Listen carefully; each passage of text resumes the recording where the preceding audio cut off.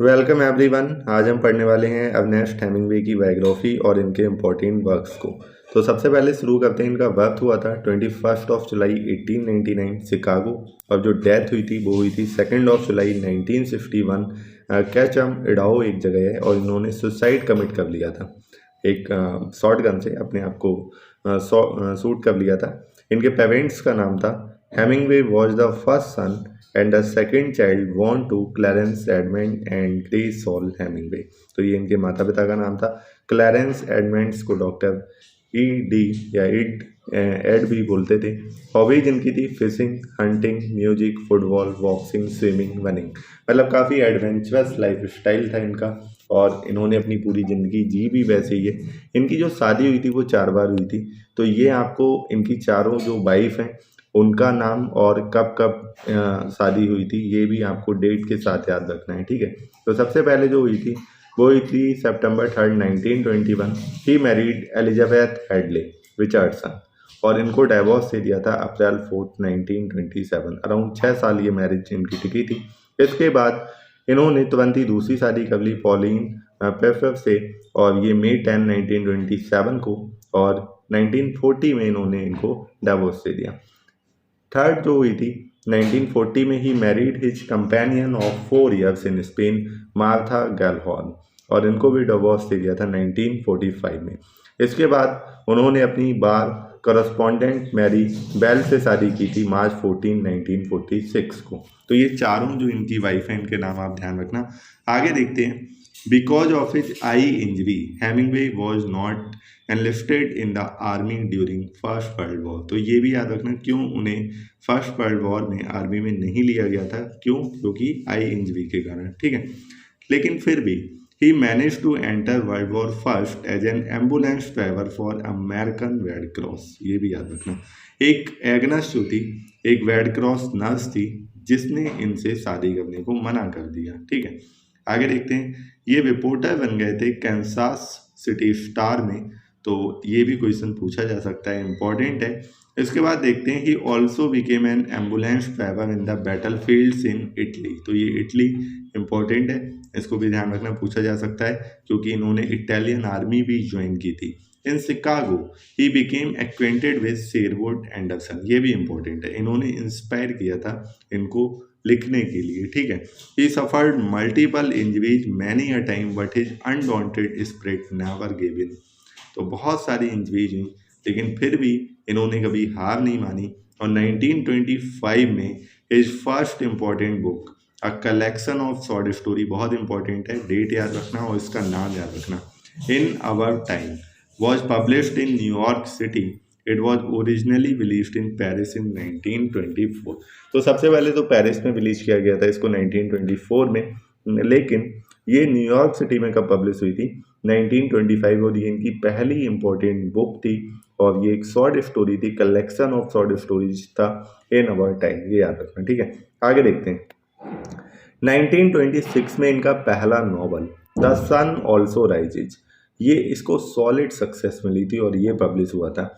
इसके बाद आया था द टॉरेंट्स ऑफ स्प्रिंग, ये पैरोडी थी एंडरसन की डार्क लाफ्टर, एक नोवेल था, ये पब्लिश हुआ था 1926 में। तो इंपॉर्टेंट क्वेश्चन अब पूछा जा सकता है।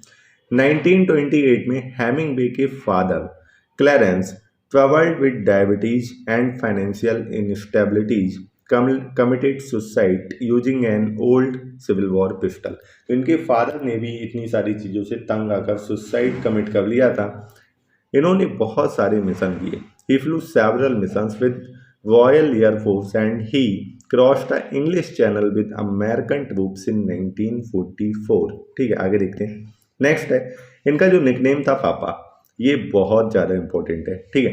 मैक्सवेल पर्किन इनके लिटरेरी एडिटर थे, और इनकी जो खुद की सुसाइड थी वो इक्वली सेंसेशनल थी, इन्होंने खुद भी सुसाइड कमिट कर लिया था, ठीक है। आप देखते हैं आगे। पहले तो वर्क्स जो हैं उनकी लिस्ट पे नज़र मार देते हैं, जो नॉवेल्स हैं वो देखते हैं। The torrents of spring 1926, five था द सन ऑल्सो राइजेज, ये इसका सब टाइटल है, याद रखना, ये भी 1926 में आया था। अ फेयरवेल टू आर्म्स 1929 में आया था। To have and have not 1937 में। For whom the bell tolls 1940 में। Across the river and into the trees 1950 में आया था। The old man and the sea 1952 में, आइलैंड इन द स्ट्रीम 1970 में, द गार्डन ऑफ ईडन 1986 में, true at first light 1999 में, ये सारे पोस्टमसली पब्लिश हुए थे। अंडर क्लिमेंजारो ये 2005 में ये नॉवल आया था। आगे देखते हैं शॉर्ट स्टोरीज के भी कलेक्शन पे एक बार नजर मार लेते हैं। 3 स्टोरीज एंड 10 पोएम्स 1923 में, जिसकी बात कर रहे थे इन अवर टाइम, ये भी शॉर्ट स्टोरीज का एक कलेक्शन था। 1924 में आया था। मैन विदाउट वुमेन 1927 में, विनर्स टेक नथिंग 1933 में आया था ये।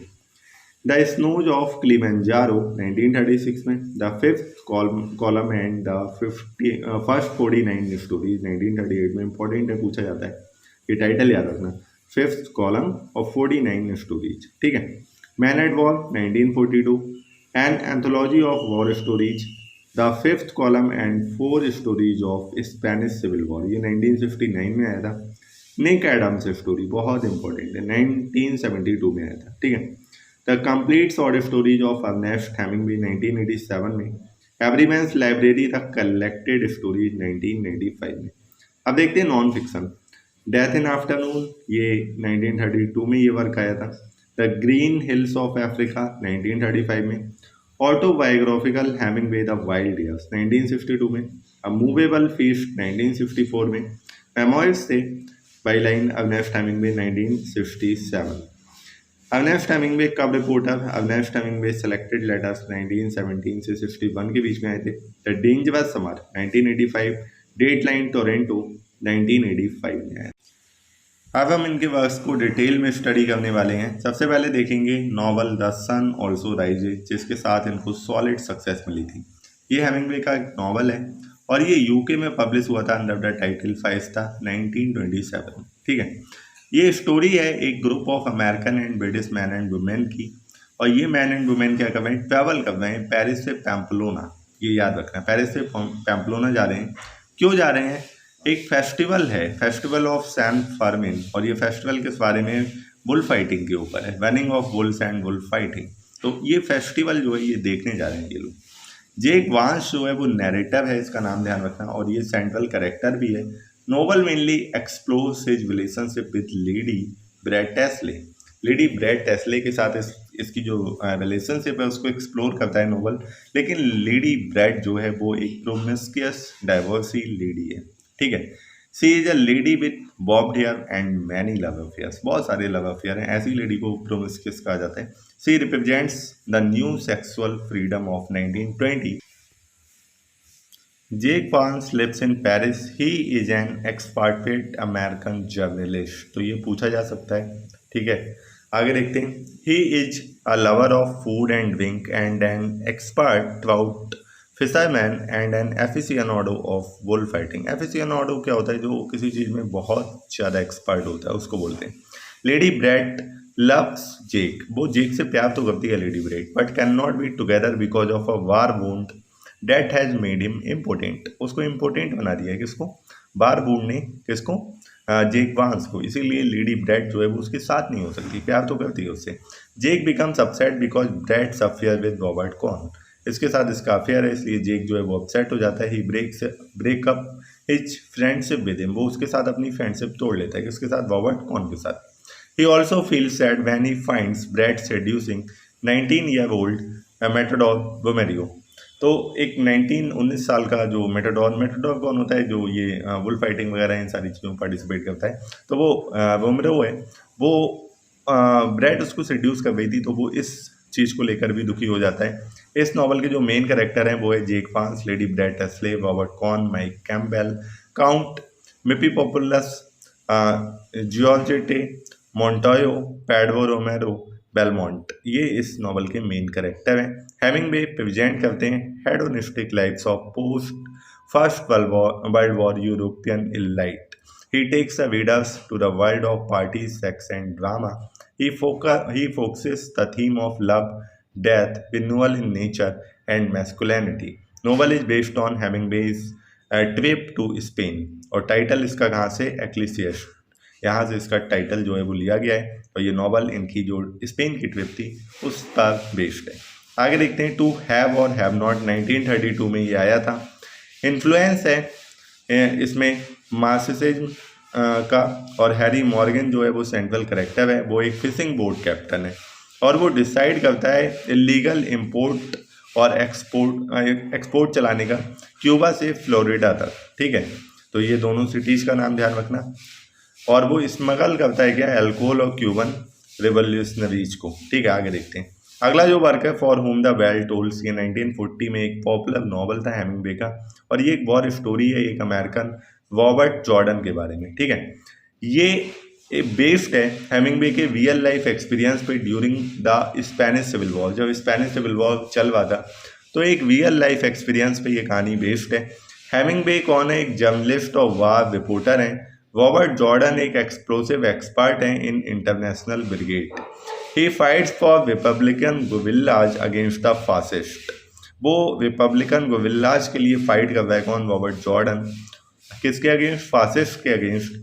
ही is given the task of destroying a bridge. उसको टास्क दिया गया कि एक ब्रिज जो है उसको डिस्ट्रॉय करना है। He has to destroy the bridge before attacking the city of Segovia. इसका नाम याद रखना। ठीक है, तो उसको इस ब्रिज को डिस्ट्रॉय करना है, इससे पहले सेगोविया सिटी पे अटैक किया जाए। The novel also highlights the love story of Robert Jordan and Maria और रॉबर्ट जॉर्डन की लव स्टोरी को भी हाईलाइट किया गया है।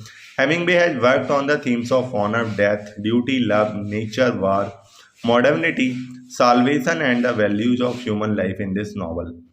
The setting of the novel is Sierra de Guadarrama mountain range between Madrid and Segovia. तो ये एक माउंटेन रेंज का नाम है, यहीं पे इस नॉवल की सेटिंग है, और ये माउंटेन रेंज मैड्रिड और सेगोविया सिटी के बीच में है। मैड्रिड और ये दोनों चीज़ें कहाँ पे, स्पेन में। Its action takes place during 4 days and 3 nights. The novel is certainly, देखो इसका जो एक्शन है ये भी याद रखना, 4 दिन 3 रात चलता है। नॉवल जो है certainly his literary triumph. The title is from John Donne's, ये भी इंपॉर्टेंट है, ध्यान रखना। जॉन डॉन की जो सीरीज थी meditation and prayer on health, pain and sickness, यहीं से इसका टाइटल जो है वो लिया गया है। इसमें जो ब्रूटैलिटी है सिविल वॉर की स्पेन में वो प्रेजेंट की गई है।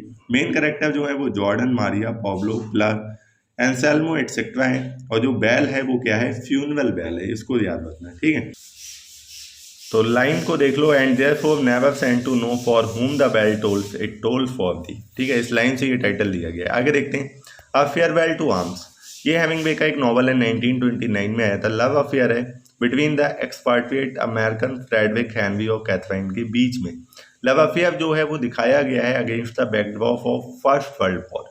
ठीक है, the title is from a poem of George Peele. इसका टाइटल कहाँ से, जॉर्ज पील की एक पोएम से है। जॉर्ज पील कौन थे, ड्रामेटिस्ट थे, पोएट थे, 16th सेंचुरी के, 164 नहीं 16th सेंचुरी के, शेक्सपियर के कंटेम्पररी थे। ठीक है, the novel is in the first person narration, और फ्रेडरिक हेनरी वो एक लेफ्टिनेंट के तौर पे सर्व करता है in ambulance corps of the Italian army.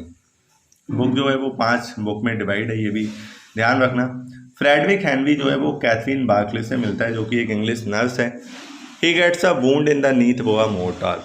He is sent to hospital in Milan where the Catherine is also present, और Henry इसके साथ टाइम स्पेंड करता है। उनकी रिलेशनशिप बढ़ती जाती है, कैथरीन प्रेग्नेंट हो जाती है और वो एक सन को बर्थ देती है, but she begins to haemorrhage and dies. तो वो हेमोरेज के कारण वो मर जाती है। Hemingway gives a peep into pains caused by war savage world. तो वो जो वॉर के कारण जितनी भी कठिनाइयाँ आती हैं, पेन आता है, उसमें वो एक लुक देते हैं। He also shows the challenges out of war on Love and War is a movie based on this novel. Richard Attenborough is the director. तो ये मूवी इस नॉवल पे बेस्ड है और रिचर्ड जो है वो इस मूवी के डायरेक्टर रहे हैं। The main part is played by Chris O'Donnell and Sandra Bullock. इनके द्वारा मेन पार्ट प्ले किया गया। तो ये डिटेल इसलिए दी गई क्योंकि ये पूछा जा सकता है एग्जाम में। The film also presents Hemingway's life into Italy as an ambulance driver. ठीक है, नेक्स्ट है the old man and the sea. ये जो नॉवल है ये हेमिंग्वे का एक बहुत ही सक्सेसफुल नॉवल रहा था और ये 1952 में आया था।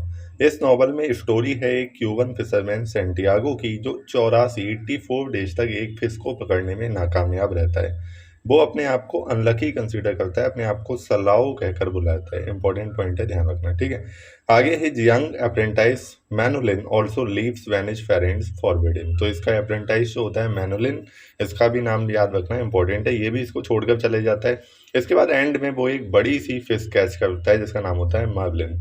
इसका भी नाम ध्यान रखना, ठीक है, मैनोलिन और मर्लिन में कंफ्यूज मत होना। This is the starting point of his 3 day long battle with his gigantic prize. अब वो ये फिश को पकड़ तो लेता है लेकिन 3 दिन तक उसे जूझना पड़ता है। He pulls the great marlin but fails, ठीक है, वो उसको खींचता है लेकिन इतनी बड़ी होती है वो नाकामयाब रहता है उसे खींचने में। उसके बाद मर्लिन उसे पुल करती है। He appreciates his adversary marlin and calls him his brother. इस मछली को वो भाई कहकर बुलाता है।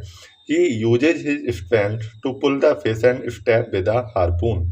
He straps the marlin to the side of his skiff and starts moving towards home in the hope that he will have high price at the market। तो वो उसको पकड़ लेता है और घर जाने लगता है इस उम्मीद में कि उसे बढ़िया पैसा मिलेगा मार्केट में। लेकिन जो मर्लिन का ब्लड है वो शार्क्स को अट्रैक्ट करता है और वो बड़ी सी शार्क को मार भी देता है। लेकिन शार्क्स जो हैं वो आती रहती हैं और वो मर्लिन की पूरी जो कैरकैस होता है, कैरकैस किसी पशु का सब होता है उसको बोलते हैं, ठीक है, डेड बॉडी होती है, तो वो उसको पूरा खा जाते हैं जो शार्क्स होते हैं। केवल स्केल्टन ही बचता है। वैन ही रीचेज होम, कुछ बचता तो है नहीं, वो फाइनली सो जाता है। वैन ही वेक्स अप, पता उसे देखता है कि मैनुलिन जो उसका यंग अप्रेंटाइज है वो खड़ा है और वो प्रॉमिस करता है कि वो साथ में मछलियां पकड़ेंगे। He dreams of lion on the beaches of Africa. वो किसका सपना आता है उसे? अफ्रीका के बीचेज पे शेरों का सपना आता है, ठीक है, ये भी इंपॉर्टेंट रखना, पूछा जा सकता है।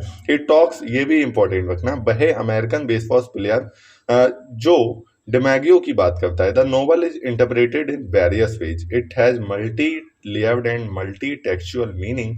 इट थीम्स, इसकी जो थीम्स हैं वो कवर करती हैं honour, glory, life, death, redemption, martyrdom and struggle को। और स्ट्रगल जो है वो किसके बीच में? सैंटियागो और मर्लिन। ये क्या सिंबलाइज करता है? Eternal struggle of Mankind against nature, इसको ये सिंबलाइज करता है, ठीक है। तो ये जो था वर्क यहीं पे ख़त्म होता है। तो अर्नेस्ट हेमिंग्वे जो हमारे छोटे से अमेरिकन ऑथर थे, ये यहीं पे ख़त्म होते हैं। इसके साथ ही आपका पीजीटी का सिलेबस भी ख़त्म होता है। अब कुछ बीच बीच में छोटी मोटी जानकारियाँ रहेंगी तो वो मैं आपको देता रहूँगा, ठीक है, लेकिन आपका जो सिलेबस है वो पूरी तरह से कवर हो चुका है। अब मैं आपको जो एडवाइस देता हूँ वो एडवाइस ये है कि एस.के. अरोड़ा के सारे एमसीक्यूज आपको लगाने, रंजीत सिंह के लगा सकते हैं तो वो भी लगाने हैं। उसके बाद घटना चक्र और युद्ध, दोनों में से कोई सी एक बुक उठाना, उसको आपको पूरा का पूरा लगाना है। इसके बाद कोई एक प्रैक्टिस सेट ले लेना, उसको लगाना स्टार्ट करना, ठीक है। ये मेरी तरफ से आपको एडवाइस है, इतना आपको करना पड़ेगा, ठीक है। चलिए, best of luck for your exam.